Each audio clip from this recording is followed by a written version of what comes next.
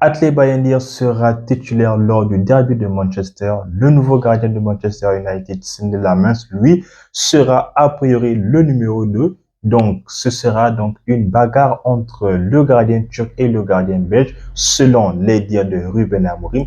Et en ce qui concerne notre gardien camerounais prêté, notre chat noir André Onana, malheureusement pour lui, à Manchester United, il n'a pas eu de chance compte tenu des résultats qu'il a tout de même réussi à avoir lorsqu'il était du côté de l'Inter.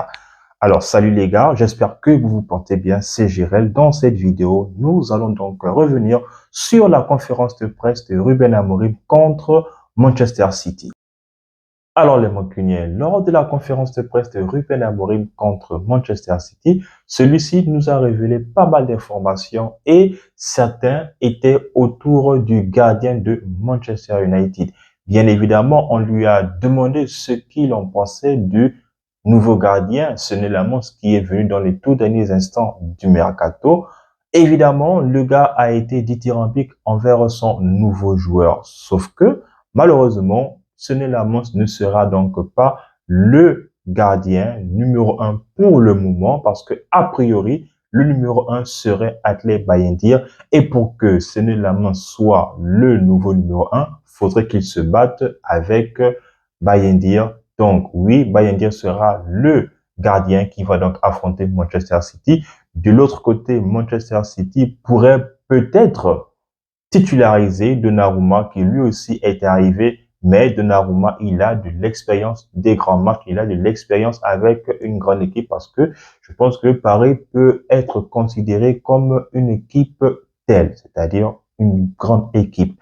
Donc, à Manchester United, Bayindir sera le numéro 1. Sonny Lamons est un jeune avec un fort potentiel. Il revient donc d'un championnat qui n'est tout de même pas assez relevé en ce qui concerne donc la différence d'entraînement, en ce qui concerne le championnat en lui-même. Donc, il y a beaucoup de différences qui font en sorte que Lamons ne puisse pas être le gardien titulaire dès le derby de Manchester. Aussi, les gars, la question qui revient de toujours, c'est-à-dire, qu'en est-il donc de Matheus Cunha, de Mason Mount ou encore de Diogo Dalot? Ces joueurs-là, les gars, eux, ils sont blessés et malheureusement, il ne faudra nullement compter sur eux lors du derby. Mais il a aussi jeté une pique, je pense aux journalistes, que si ces derniers viennent à poser la question à Cunha, s'il est prêt à pouvoir jouer, bien évidemment, je pense que le joueur devrait dire que oui, ils se sont aptes à jouer à 100%. Du moins, c'est ce que a expliqué Ruben Amorim envers les journalistes qui lui ont donc posé la question concernant les absences. Il y a aussi une question, les gars, qui m'a un peu marqué, c'est la question de savoir donc dans quel état d'esprit Ruben Amorim se trouve, vu que c'est l'une des premières fois depuis maintenant plus de 6 ans, voire 7 ans, que Manchester se retrouve devant Manchester United se retrouve devant Manchester City au classement. Déjà, ce qui a donc soulevé lors de sa réponse, c'est que ils se sont beaucoup plus soulagés avec cette équipe de Manchester-là parce que pour lui, cette équipe de Manchester United-là est plus que remaniée. Pour lui, elle est donc une équipe qui a maintenant la possibilité de pouvoir rivaliser avec n'importe quelle équipe, alors que il y a de cela quelques mois, cette assurance-là qu'il pouvait donc dire aujourd'hui à Manchester United, il ne l'avait pas. Donc, il a bien sûr soulevé le fait que City est l'une des meilleures équipes, que Pep Guardiola, pour lui, c'est clairement le meilleur entraîneur de la Première Ligue. Donc, Manchester United doit et devrait être habitué à jouer ce genre de match et que ces gars se sont prêts pour affronter l'équipe de Manchester City. Ce ne sera pas donc un match qui sera forcément facile pour Manchester United, malgré les nombreuses absences. Néanmoins, Manchester United, la nouvelle équipe version 2025-2026, est plus ou moins apte à pouvoir franchir les étapes avec Ruben Amorim cette saison. Du moins, c'est ce qu'il a essayé de faire comprendre en ce qui concerne sa nouvelle équipe. Et il y a aussi la question de savoir donc qu'est-ce qu'il a eu à faire pendant la trêve lorsque les joueurs étaient en train de jouer avec leur sélection nationale. Bon, c'est un bosseur, c'est un travailleur. Il a donc bien évidemment mis en avant le fait que il travaille énormément. Non seulement il travaille avec Omar Berrada, mais aussi il travaille avec donc les dirigeants qu'il faut, c'est-à-dire il reste là en train de regarder énormément de matchs afin de pouvoir analyser les différents jeux, les différentes tactiques que mettent en place ses futurs adversaires parce que les matchs, du moins dans cette saison-là, il va les prendre un par un.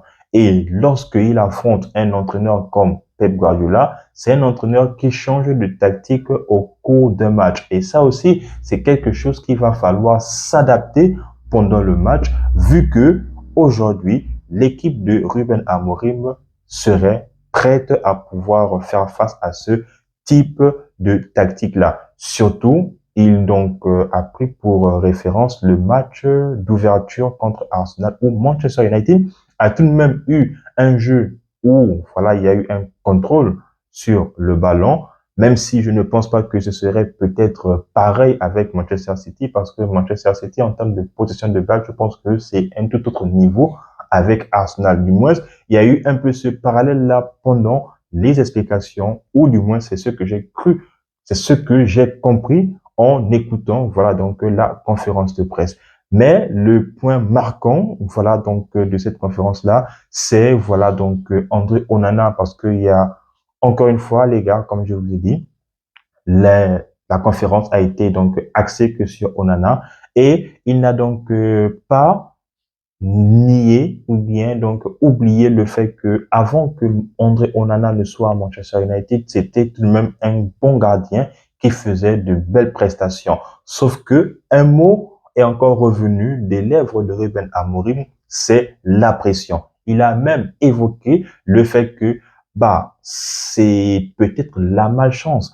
Peut-être que voilà tout ce que Onana entreprenait de faire avec Manchester United ne passait pas. Même si il voulait le faire de bonne foi, malheureusement, voilà, il n'avait pas la baraka, il n'avait pas le bon timing, il n'avait pas en fait la chance qu'il fallait. Et c'est ce qui a fait en sorte que Manchester United et entre Onana, ça ne puisse pas coller parce que oui, des bouts, il en a fait, mais ça reste tout de même, d'après Ruben Amorim, un bon gardien. Parce que oui, pour Manchester United, c'était le bon moment pour pouvoir le lâcher parce que la pression que subissait Onana concernant le fait de garder les buts de Manchester United était tout autre que celle que celui-ci avait lors de ses précédents clubs, c'est-à-dire l'Ajax ou même encore l'Inter de Milan. Donc, non seulement Manchester United avait eu cette option-là pour pouvoir soulager Onana, mais aussi de l'autre côté, André Onana avait aussi besoin de changer d'environnement. Donc, on va dire que c'est du gagnant-gagnant parce que en faisant cela, Onana pourrait se retrouver une santé. Mais les gars, Onana ne doit plus revenir et bien évidemment, Ruben Amorim n'a pas soulevé le fait que Onana va donc revenir du côté de Manchester. Donc oui, en ce qui concerne donc ces sous-performances, c'est tout simplement de la malchance, c'est tout simplement donc le mauvais timing que Onana a eu avec Manchester United et c'est donc la raison pour laquelle non seulement pour le concerné, le gardien camerounais, mais aussi pour Manchester United, il était donc nécessaire que les deux puissent se séparer. Ce qui est bien, c'est que c'est sur du bon terme et que voilà, il était peut-être temps de changer d'air et c'est la raison pour laquelle non seulement Ruben Amorim n'a pas flanché lorsqu'il s'agissait de pouvoir prendre un nouveau gardien et de pouvoir renouveler si possible le poste de gardien de but parce que être le gardien de but de Manchester United n'est pas chose aisée. Et c'est la raison pour laquelle Onana est parti. C'est la raison pour laquelle Bayindir et Senne Lammens vont donc se battre pour être le numéro 1. Perso, les gars, je pars plutôt sur le fait que Bayendir, donc, tant qu'il ne fait pas de bourde, restera là, au poste. Mais, donc, à la moindre petite bavure, je pense que le prodige gardien belge fera ses pas avec Manchester United. Et s'il confirme dès ses premières minutes, bon, je pense que là, ce serait la fin pour le numéro 2. Mais, donc, si on essaie un peu de faire une petite rétrospection avec le gardien du numéro 1 et 2, je veux faire allusion ici là à celui de Emiliano Martinez, qui était le numéro 2 assez longtemps, pendant beaucoup d'années à Arsenal, mais il a donc fallu qu'il aille ailleurs, ou du moins qu'il a donc fallu que le gardien titulaire se blesse afin de montrer son talent, et c'est la raison pour laquelle ce dernier a eu une porte de sortie du côté d'Aston Villa et connaître, on va dire, le prestige qui lui est aujourd'hui reconnu. Donc, c'est peut-être, voilà, on va dire, la chance à ne pas, on va dire, gaspiller pour pas bien dire, et il faudrait vraiment qu'il sorte une top performance face à Manchester City. C'est un Manchester City qui est non seulement diminué par les blessures, mais aussi qui est blessé. Donc, ce n'est pas parce que le lion a maigri qu'il faut le comparer à un chat. Donc, Manchester United doit faire vraiment attention, même si Ruben Amorim avait gagné lors du déplacement l'année dernière, lorsque il est allé donc gagner à Manchester City 2-1. Et là, on attend voir ce que Manchester United va donc nous proposer contre Manchester City.